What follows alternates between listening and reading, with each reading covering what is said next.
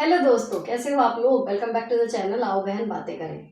अब मैं एक वीडियो के अगले दिन ही कमेंट जो है वो रिप्लाई कर रही हूँ। वो सब बिल्कुल बढ़िया चल रहा है, एक दिन बाद आप लोगों के कमेंट के जवाब मिल जाते हैं। लेकिन एक इशू हो रहा है कि जो लोग पुरानी वीडियोस देखते हैं और एक दिन के अंदर जिनके कमेंट्स नहीं हो पाते, मान लीजिए आज वीडियो गई है लेकिन किसी ने 3 दिन बाद देखी, वो उस पर रैंडमली जो भी वीडियो वो देख रहे होते हैं वो कमेंट कर देते हैं। तो इस तरीके के काफ़ी सारे कमेंट्स अब जमा हो रहे थे। तो आई थॉट कि एक दिन का बीच में वो करते हैं, जितने भी कमेंट्स रैंडम वीडियोस पे आए हुए हैं पिछली कई सारी में, उन्हें मैं एक जगह आज लेके कोशिश करती हूँ उनके जवाब दे दूँ, ताकि अगर कोई दूसरी वीडियो पे नहीं भी जा पा रहा और कमेंट करने के बाद लेटेस्ट वीडियो देखेगा तो उसको अपना जवाब मिल जाएगा मोस्ट प्रोबेबली। तो ये एक कोशिश है छोटी सी, बीच बीच में इस तरीके के एक वीडियो बना लिया करेंगे। बाकी जैसे चल रहा है कि आज के वीडियो में आपने कमेंट किया और परसों आपका रिप्लाई मिल गया, वो रिदम हमारा चलता रहेगा। ठीक, तो चलो ऐसी ही छोटी छोटी परेशानियां जो हम बहनें डिस्कस करती हैं आज भी करते हैं, और उनके जवाब ढूंढने के लिए आओ बहन बातें करें।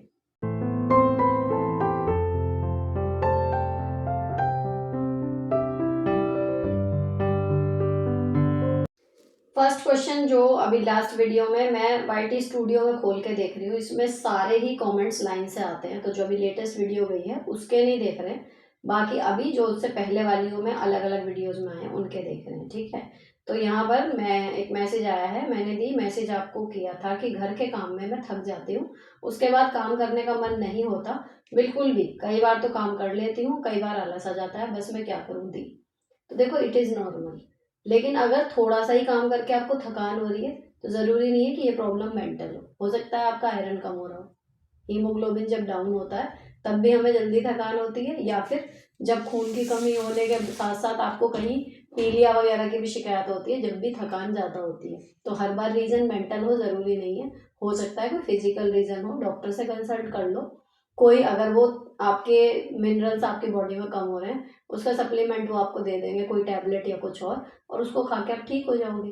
तो हर चीज़ ऐसा नहीं होता कि इमोशनली ही है, कुछ चीज़ें फिजिकली भी हैं। और रही बात ये कि कई बार कर लेते हो, कई बार आलस आ जाता है, तो ये भी नॉर्मल है।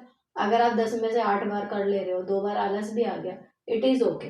अपने आप को इतना प्रेशराइज करने की हमें ज़रूरत ही नहीं है। अगर हम 8 बार भी कर रहे हैं तो भी हमारा काफ़ी काम निपट जाता है। तो इतना स्ट्रेस मत लो कि हमें एक्टिव रहना ही है, फ्लो में रहो तो अच्छा लगेगा, काम भी होंगे और प्रेशर भी रहेगा। नहीं तो अगर जबरदस्ती कि मुझे एक्टिव रहना है, मुझे एक्टिव रहना है, ये सोच के करोगे, रह लोगे, कुछ दिन रहोगे, उसके बाद बिल्कुल छोड़ दोगे, वो बेकार है।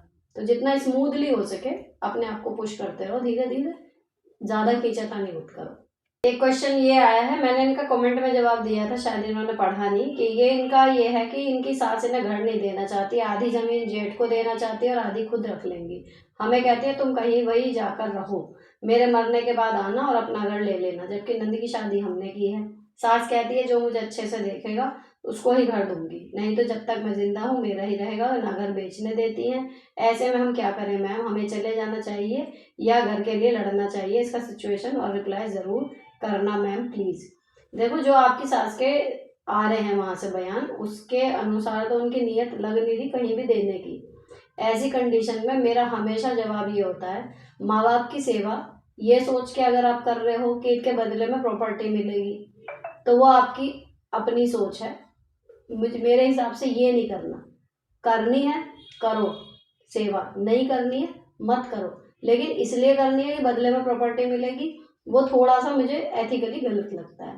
ठीक है, अब आपकी अगर सासू माँ नहीं देती, जो आपको अंदेशा लग रहा है, सबसे ज्यादा इसमें प्रैक्टिकल सोल्यूशन ये है, आप यहाँ पर रह रहे हो इसलिए कि वो कह रही है कि सही से देखेगा जो मैं उसको दूंगी, वो खुद ही ये बात कह रही है। आप यहाँ पे रह रहे हो, आपको लेकिन अंदर से थोड़ा सा डाउट है कि वो देंगी नहीं देंगी, किसी और के नाम कर जाएंगी। तो उस परिस्थिति से निपटने का सबसे बढ़िया इलाज ये है कि आप अपना सर छुपाने लायक अलग घर, कुछ भी अलग प्लॉट, कोई इन्वेस्टमेंट अपनी ये सोचकर करना आज से ही शुरू करो कि हमें यहाँ से कुछ नहीं मिलना। उसमें इन फ्यूचर क्या होगा, अगर यहाँ से कुछ नहीं मिला आप संभल जाओगे, अगर यहाँ से कुछ मिला आपके लिए वो बोनस होगा। तो खींचातानी, अब जब भविष्य में क्या होगा कोई जान नहीं सकता, हम केवल उसके लिए तैयारी कर सकते हैं। हम उसको ना जान सकते हैं ना बदल सकते हैं।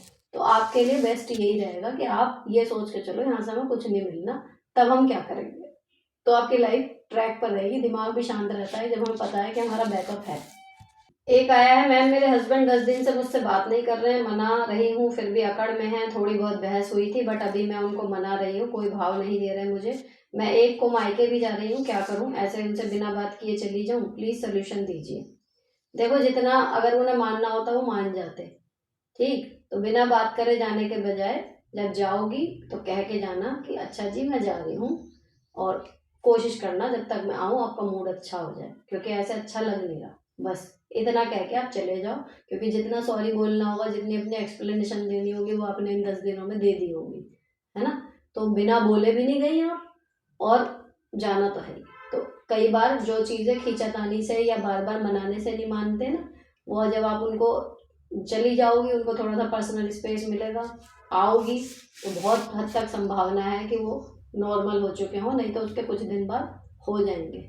एक आया है, 2 बहनों का है कि मेरी छोटी बहन है, शादी हो गई, लेकिन वो घर में जब भी आती है, पीहर में दोनों, तो छोटी बहन बड़ी वाली की बेइज्जतियाँ करती है, हर तरीके से मजाक उड़ाना, ताने देना, सब कुछ, मतलब जैसे कोई एंटी करता है।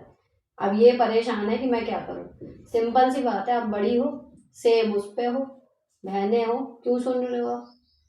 जो बोल रही हो उसका प्रॉपर आप जवाब दे सकती हो, आप बाध्य ही नहीं हो सुनने के लिए, यहाँ तो कोई प्रेशर ही नहीं है। अपनी छोटी बहन की भी सुनेंगे, मतलब सास नंद जेठानी, यहाँ तक तो समझ में आता है, आदमी रिश्तों में बंधा है एंड ऑल दैट, अपनी छोटी बहन की भी सुनोगे, क्या ही मतलब है। फिट करो उसे, इसमें कोई किसी की सलाह की जरूरत नहीं है। वो अगर बदतमीजी कर रही है, आप ले क्यों रहे हो, पलट के जवाब दो ना, उसे चुप कराओ। एक क्वेश्चन है, ma'am I would like to know your opinion on what do you think should be considered as reasons for divorce in a wealthy and educated family. देखो, जब वेल्दी और एजुकेटेड दोनों होते हैं ना, तो बंदे के अंदर एक होता है कॉन्फिडेंस, और उससे ज़रा सा ऊपर बढ़ो तो हो जाती है ईगो, टॉलरेंस, ये चीज़ें मैटर करती हैं।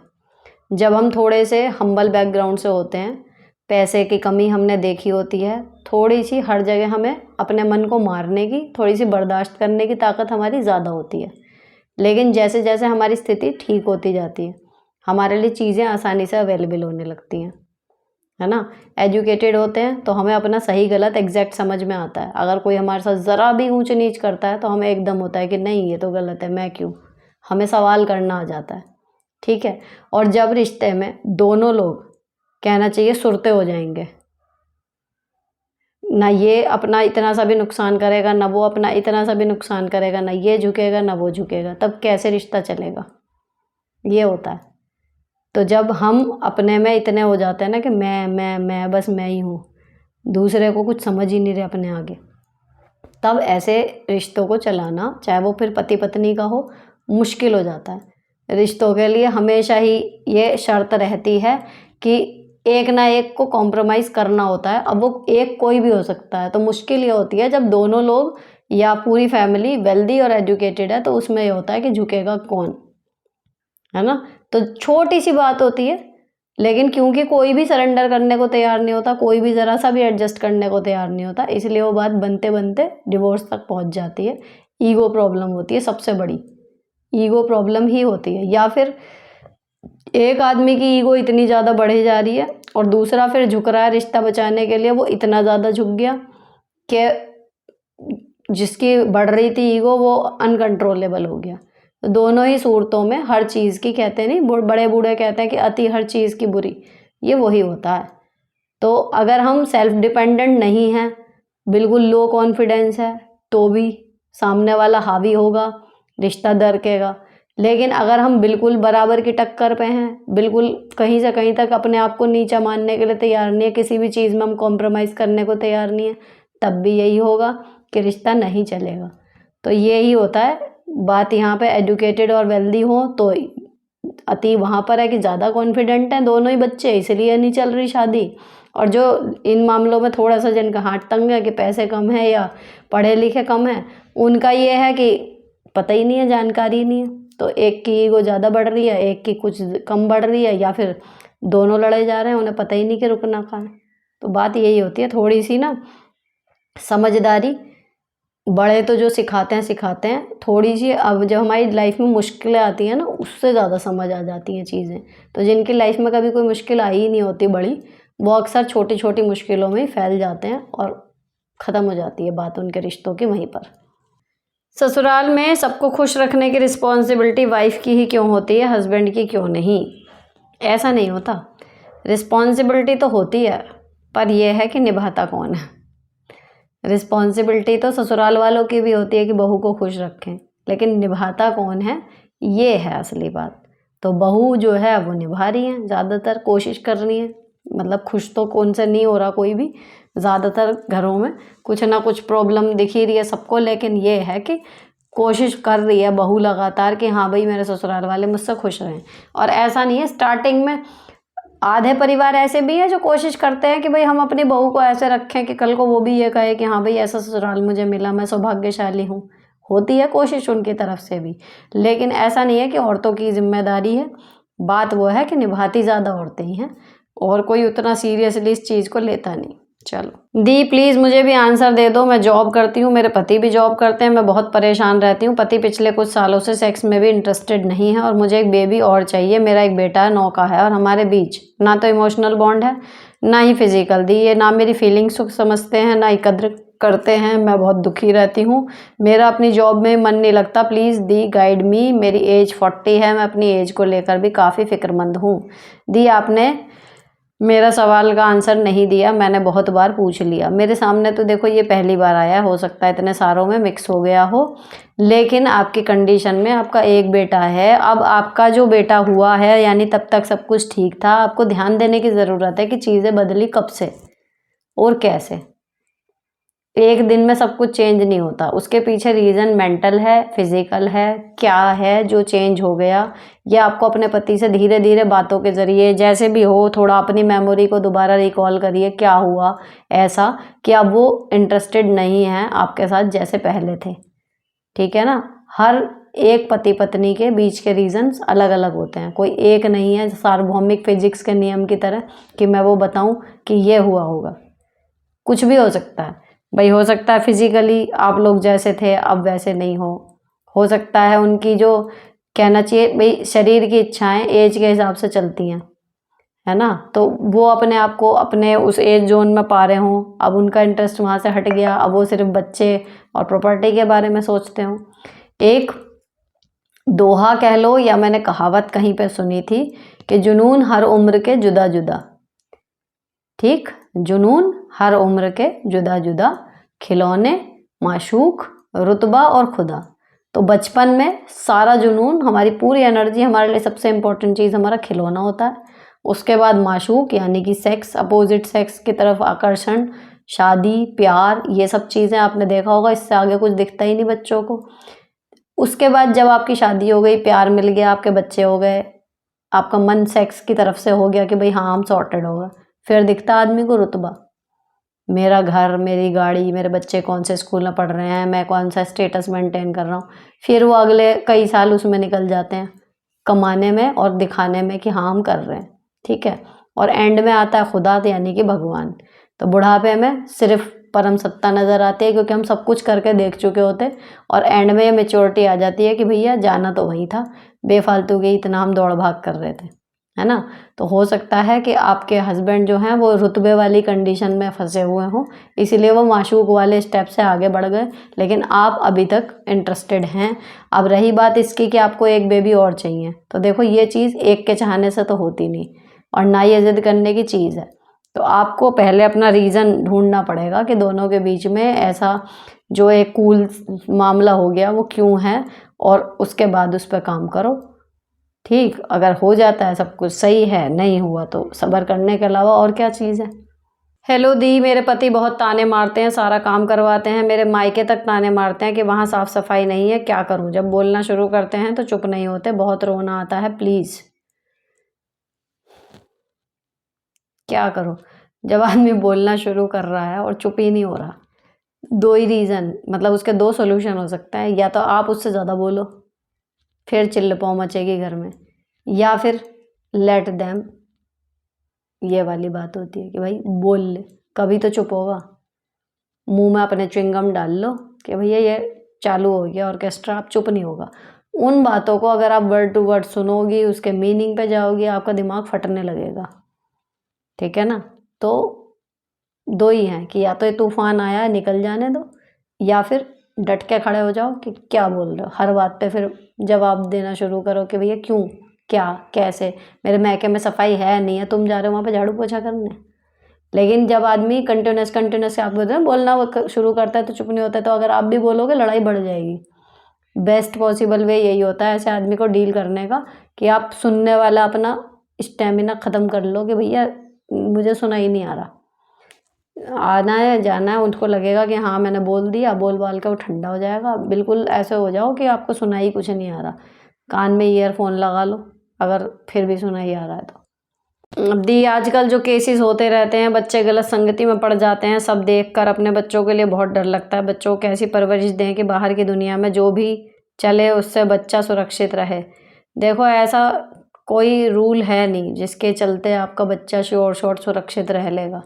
आप सिर्फ कोशिश कर सकते हो। जो हमारे टाइम में नैतिक शिक्षा की किताब होती थी ना, वो किताब अब आप नोट करो ना तो वो है नहीं सिलेबस में। छोटे मोटे पाठों के जरिए थोड़ी बहुत सीख दे दी जाती है। हमारे टाइम में पूरी किताब होती थी नैतिक शिक्षा की, और उसमें सारे नैतिक गुणों पे एक एक कहानी होती थी और वो सिखाई जाती थी। तो हमारा काम सिर्फ अपने बच्चे के दिमाग में सही और गलत की फ़र्क करने की क्षमता डेवलप करना है।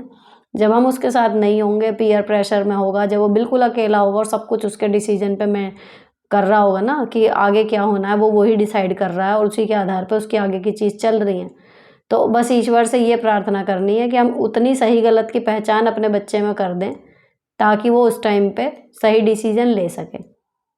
अगर वो कुछ गलत करता है या उसके साथ कोई गलत करता है तब उसे क्या करना है, या तो उसमें खुद इतनी समझ हो, इतना हमने उसे बता रखा हो, खुल के बात करनी ज़रूरी है ना, या फिर इतना भरोसा होना चाहिए कि जब कुछ ऐसा गलत हो उसके साथ या उससे किसी और के साथ, तो वो कम से कम आके घर पे बताए कि ये हो गया।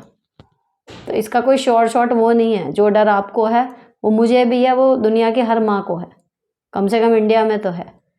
क्योंकि बाहर निकलने के बाद कैसे लोग उसको मिलेंगे, हमारा बच्चा कैसे रिएक्ट करेगा, आप उस पर कंट्रोल नहीं कर सकते। आप सिर्फ एक ही बात बार बार करके और उसको बोल के उसके दिमाग में एक कंप्यूटर प्रोग्राम की तरह फीड कर सकते हो।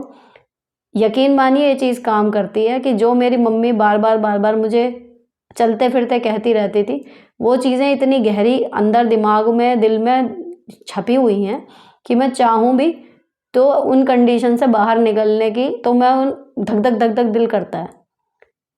तो ये चीज़ अगर हमने अपने बच्चों में डालने की कोशिश करते रहें, बस उसमें ही ये है कि भाई हमारे सामने जब तक है तब तक तो ठीक ही है। बात तो वो है ना कि जब हम उसके साथ नहीं हैं, उसके लिए आप क्या कर सकते हो प्रिपेयर।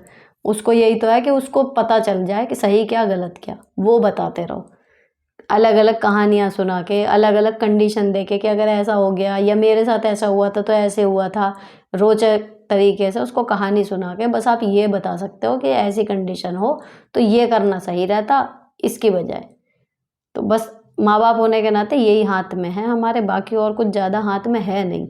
बहुत बड़ा रिस्क है कि आगे चल के हमारे बच्चे क्या बनेंगे, कैसे निकलेंगे। और जो सबसे बड़ा पेरेंटिंग में मुझे समझ में आया वो वही है, बच्चे आपके कहने से काम नहीं करते, जो आप करते हो वो उसे वो देखते हैं। आप चाहो ना चाहो, जैसे आप हो आपके गुण बच्चों में आएंगे, पूरे ना आए आधे आएंगे। तो जैसा हम अपने बच्चों को बनते हुए देखना चाहते हैं ना, हमें वैसा खुद बिहेव करना पड़ेगा उनके सामने, तब वो धीरे धीरे अनकॉन्शियस में उनके बैठ जाती है और वो बन जाएंगे आप जैसे। बहुत हद तक पॉसिबिलिटी होती है, पूरे ना बने लेकिन काफ़ी गुण उनमें माँ बापों के अपने आप ही आ जाते हैं देख देख के डेली। तो ये सिंपल सा है पेरेंटिंग का। और अभी तो मेरी बेटियां ही छोटी हैं, फ्यूचर में देखो क्या होता है क्या नहीं होता, तो तब मैं बता पाऊँगी। अभी तो मैं भी सीखने के दौर में ही हूँ इसमें, क्योंकि मुझे ऐसा कोई मिला नहीं जो मुझे हर पेरेंटिंग के एक पड़ाव पे सही सलाह ऐसी दे दे कि हाँ ये कर ले सुनीता तो तेरी लड़कियाँ ऐसी ही होंगी। तो मैं भी जस्ट कर करके सीख रही हूँ कि ऐसे करा तो ये हुआ, ऐसे करा तो ये हुआ, यही है अभी तो। अब एक आया है, मैम मेरी बड़ी वाली ननद ने मेरा नंबर ब्लॉक कर दिया है, मुझे रीज़न भी नहीं पता। मैंने व्हाट्सएप मैसेज से पूछा, दिया आपका नंबर नहीं लग रहा तो रिप्लाई भी नहीं दिया, इस वजह से कुछ ज़्यादा ही सोच रही हूँ, मुझे और ट्राई करना चाहिए या नहीं? अरे आपका नंबर ब्लॉक कर दिया तो बढ़िया है ना, लोग मरे जा रहे हैं कि मेरी नंद मुझे बहुत फ़ोन करती है, मेरे ऊपर निगाह रख रही है। आपका नंबर ही ब्लॉक कर दिया, छुट्टी। टेंशन ही ख़त्म, क्यों टेंशन ले रही हो? मैंने आपसे डीआईवाई सीरम पूछा था, आपने नहीं बताया ऑयली स्किन के लिए, कई बार कमेंट किया है। मैम यूट्यूब पर बहुत हैं बट उसके ऊपर ट्रस्ट नहीं है, आप जो बताओगे वही अच्छा रहेगा। तो बहन मैंने अभी तक बनाया ही नहीं है, जिस दिन बनाऊंगी और आरोही को वो सूट करेगा उस दिन पक्का उसी दिन शेयर कर दूंगी, जिस दिन मुझे लगा कि हाँ उसकी स्किन के लिए बढ़िया है। तो ऑयली स्किन के लिए ये मुझे मिल गया, मैं बना ही नहीं पाई तो मैं आपके साथ इसीलिए शेयर भी नहीं कर पाई। अब यहाँ पर मैंने कुछ पिछले वीडियो पे जो रैंडम कमेंट्स आए थे वो, प्लस जो परसों का वीडियो था उस पे जो कमेंट्स आए थे उनमें से कुछ एक मिला के ये 10-15 क्वेश्चन जो हैं वो शूट कर लिए हैं। बाकी के जो इसमें आते रहेंगे वो मैं अगले वीडियो में सारे फिर कमेंट्स के जवाब दूंगी। तब तक के लिए यहाँ पर ये एपिसोड ख़त्म होता है। लिव लाइफ ईजी पर अगर नहीं हो, यहाँ से मुझे देखना शुरू किया है तो मेरा ब्लॉग चैनल है लिव लाइफ ईजी, वहाँ पर आ जाओ। और अगर शॉपिंग और सजने का शौक है तो justify your blessings with Sunita नाम से शॉपिंग चैनल है, वहाँ पर मुझे ज्वाइन कर लो। साथ ही ज्वाइन कर लो मुझे इंस्टाग्राम पे, जहाँ पर मेरी लाइफ की सबसे जल्दी अपडेट आपको हर तरीके की मिल जाएगी। तो यहाँ पर ये एपिसोड ख़त्म होता है, तब तक के लिए bye bye, stay beautiful always.